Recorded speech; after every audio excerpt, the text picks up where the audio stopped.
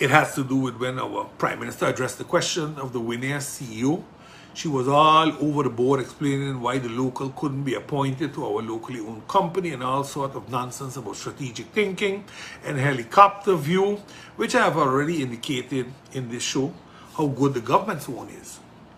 Then came the political gimmick of planning to send letters to the government-owned companies about placing local counterparts to top-level management positions moving forward. Now, why do I say it's a political gimmick? Because this government very specifically, every time things get rough, it's the hands-off approach. Can you recall? I go exclude myself from this one. And I ain't on this, and I ain't on that. But again, my questions are simple. Where's the counterpart for PGIA's CFO? Where's that one? Who was appointed in Mikey Hyman's position? Where's that counterpart? Because a Dutchman there right now. Where's that counterpart? You know, I don't know. I really don't know how we're going to look at this. If I look at TLM, we have a CFO there, an Antillean brother, but we have no Sint Maarten. Then we have nobody in TLM that maybe with a few Coursera courses can become the CFO. Are you going to tell the CEO to put a counterpart so that in a few years our own can take the position? Or is just a bunch of hogwash? With you going to send a letter to the companies to put counterparts? Really? You really believe we believe you? Honestly, think about it when you're talking. Because you have taught us that when you go off script, you babble. And babble is something that you can be taught a foreign language. So, hopefully, you'll be speaking Mandarin to us the next time. But Madam Prime Minister, do you know that the Integrity Chamber made a report? Do you know that that report said that things are not going good in the tendering procedure in your government? Or don't you have a helicopter view? You know, the Integrity Chamber was even tackled by an MP, asked why not former recommendations. And while the Integrity Chamber has the authority, when they see something wrong, to notify the Public Prosecutor's Office, they chose not to do so. I think the files are not to be turned over, and reports are normally not published, but the recommendations and advices are. And when you see a recommendation to the government published telling you do this,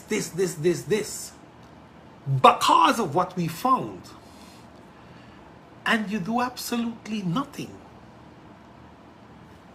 then the real question is, what is the government's real strategic thinking? What are you really protecting? Is it fraud? Because that's what it was called. That you're strategically trying to figure out how to circumvent? Or will you wait until it's too late and then say, ah, boy, my helicopter view messed me up? Not because you believe you all are doing a lot of things means you are getting a lot done. My closing remarks today are direct.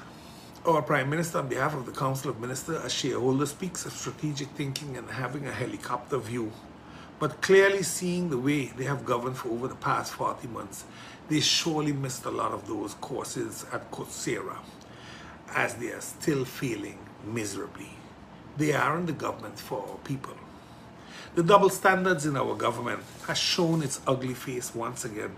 And even with the report of the Integrity Chamber, the government continues to promote illegal tendering. We took a loan from the Dutch without even knowing what the interest rates are, and they ensured that that part was not in the press release.